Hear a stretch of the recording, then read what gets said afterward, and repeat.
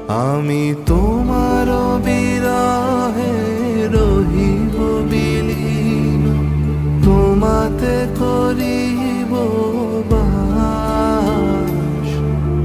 দীর্ঘ দিবস দীর্ঘ রজনী দীর্ঘ বরষ মাস, যদি আরো